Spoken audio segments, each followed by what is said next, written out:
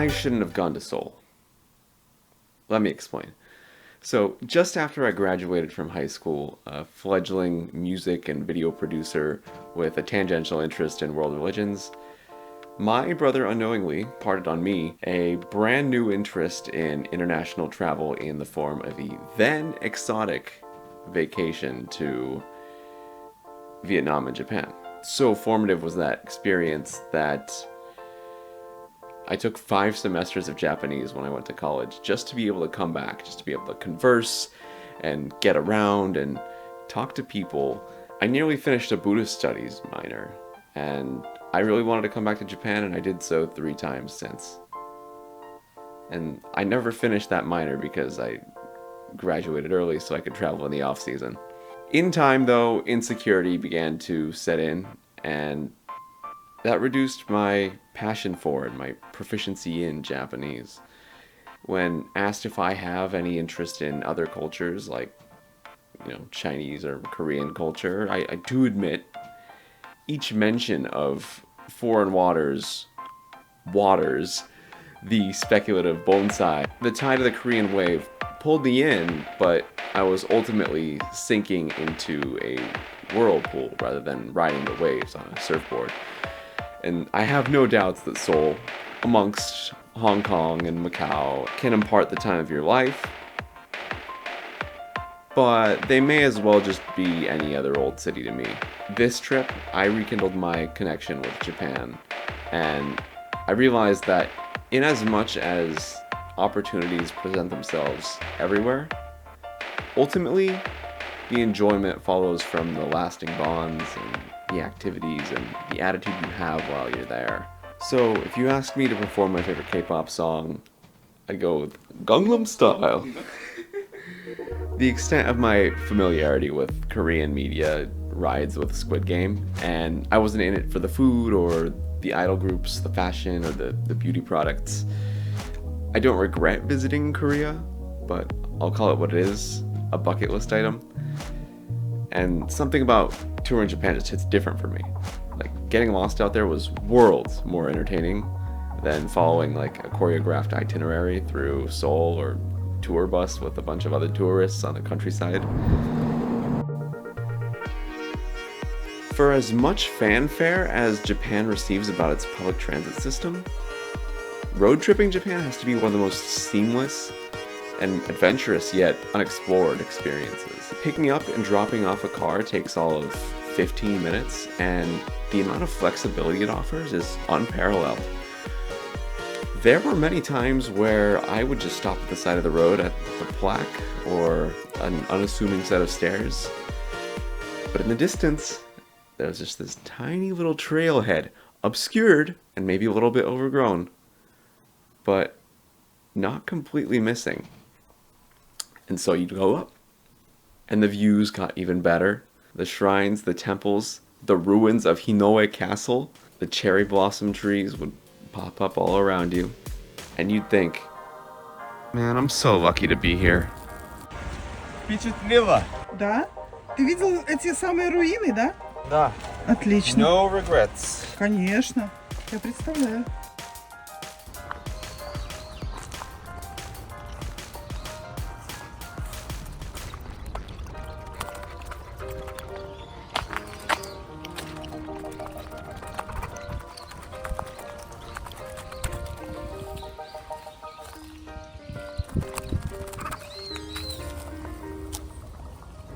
So I'm following signage to get to a tunnel and a shrine, and this is someone's house. This is just a dude's house. Not only is there that guy's house, there's this guy's house. There's some kick-ass music playing. There's also this guy's house. What is going on? This place is balling. Oh, and then speaking of this guy's house and the music, same place. There's some bomb ass sounds too.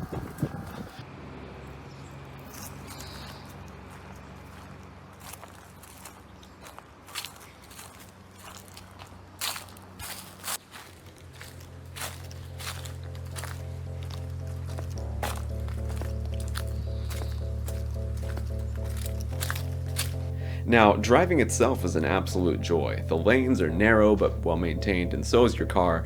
The speed limits are low, but you never get stuck in traffic, and the views keep you company. Driving on the left side of the road means all of your hand motions are flipped. Windshield wiper, turn signal. But if that makes driving on the wrong side of the road wrong, I don't want to be right. The Californian conception of rurality invokes cornfields stretching out into the horizon, but cramming 3 times as many people into significantly more varied and mountainous and spontaneously combustible terrain replaces the monotonous drives with sloped rice paddies and swerving mountain ridges and winding forest roads and scenic coastlines where your next adventure is at most a couple minutes away. Вид за рулем. Это великолепно. Now, looking at the news and journalism right now would tell you that Tokyo is completely overpopulated. They are suffering from success. That's probably true for the average social media tourist in Tokyo and Kyoto for the first time. They're probably not going to have a great time out there. Now, as a gentleman and scholar and a Japan enthusiast myself, I was insulated from such troubles because I was enjoying empty onsens and stunning natural beauty, unimpeded by the trifling, fumbling tourists sounding out their first baby words. Doko wa otearai desu ka? Sorry, I mean, doko wa otearai desu ka? When I needed to get my car past a 5-hour peninsula drive without a bridge, I just bought a ticket for the barge. I handled the check-ins for hotels and reservations for restaurants and directions for all the local neighborhoods too. So from Kagoshima, I caught the 4:30 a.m. ferry to go climb up the active volcano of Sakurajima. When I climbed back down, one of Barney's distant relatives ate me. So after I climbed out of his ass, I climbed into stardom via photo shoot at Senganen, one of the most beautiful flower gardens I've ever seen. I went to hell and back again in Zenjigoku, which is mountains and hells, or hot springs. And amongst all the environmental and literal storytelling in the trees and crevices and temples and caves that I scraped by, I learned along the way all about Japan's sudden modernization, which avoided imperialization akin to the rest of the continent, sparking rebellion internally instead via conflict with the last samurai leader, Saigo Takamori. They felt like their privileged caste was being left behind, and likewise there were a lot of rebellions, like, for example, at Mount Unzen, some Christian guy at the Hells got executed, and suddenly there was an eruption the next day, and that sparked another rebellion from the Christians. And more recently, Mount Unzen erupted again, and then that took 3 years to submerge all the houses along the way. And you can still visit the farmer's market right next to it and eat a carrot and some buckwheat to this day. So from Shimabara Castle to the highest peaks in Kyushu to the hot springs to a traditional resort, and from a Sakura festival complete with yakitori, takoyaki, tempura, okonomiyaki, this time of year, there's a party everywhere you go in Japan. And friends and family are picnicking amongst the cherry blossoms, and dead and buried as Japan may be, it's alive and well for me. So when I turned off cruise control and came to a complete 3-second stop at the intersections of Nagasaki Chinatown, this Buddhist studies minor pulled up for the encore. And I will say, as a site of international conflict during both European colonialism and during World War II, it is a surprise that Nagasaki gets dropped to the bottom of itineraries, just like it gets dropped to the bottom of the list of atomic bomb targets. Then, when you visit Japan, it shocks and awes like the B-29 boxcar just dropped Fat Man on you. It's a place to get lost amongst weaving streets, and alleyways, and cemeteries, and all while you're looking for the next park and gorgeous view. So while there is the A-Bomb Museum and Peace Park in Dejima, this place has no shortage of views.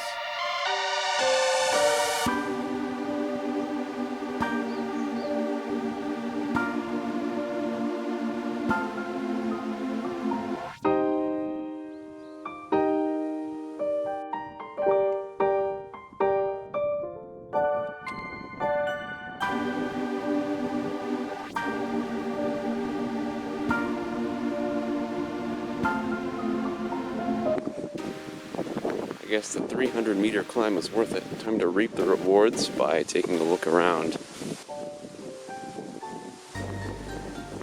Around a shrine that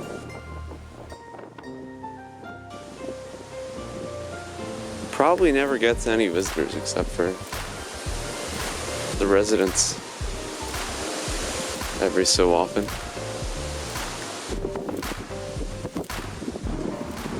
I don't think anyone's been up here.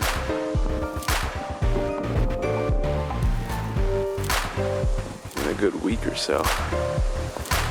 Because the urinal in that men's restroom right over there tells you to make sure to flush it and run the water, because it has no sensor. Disorder.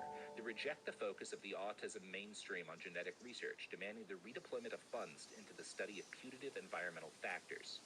I didn't cruise to Gunkanjima, and I completely walked around Glover Garden and some of the must-dos and tourist attractions, but I am entirely satisfied with my choice. In other words, Nagasaki is what you make of it, and Japan and Korea are what you make of them. Ultimately, when you nullify the fear of missing out, you quit conforming, and you play to your own strengths, life is what you make rather than what you make of it. We all used to live in many societies, but conformity wore down what made each of us unique. In other words, now we live in a society where you can get a Starbucks or a McDonald's anywhere, and there's no problem with making those staples part of your routine, but traveling is the opportunity to get lost and find yourself along the way. And the same applies to people. Everyone in America, and I mean, as far as I can tell, every other country now owns an iPhone. Here's mine. Here, check it out. It's got the default screensaver, and it's got the default case, and it's just like any other one. At this point, I don't want to see any more blue text bubbles, and I would rather get bullied for having the green ones just because it would express some form of individuality at the very least. You can make fun of or fault the image of a K-pop fan memorizing lyrics for some song that they're never going to perform, and practicing choreography for dances that they're never going to show up on stage for. But at the very least, they're having the time of their lives, right? And I'm the same way with the experiences that I've relayed to you today via traveling.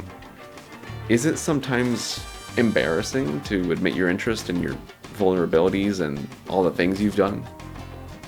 I mean, to me and kpopstan2004@gmail.com, I think it probably beats whatever selfie stick Steve is doing out on his guided tour. So in the end, double down on what makes you weird. As for me, I'll be the guy who only wears jorts and walks 17 miles a day at work, and I'm gonna keep innovating like the college student who decided to stage Japanese rock concerts before every single class. So go ahead, go out there and be yourself. Have a good one.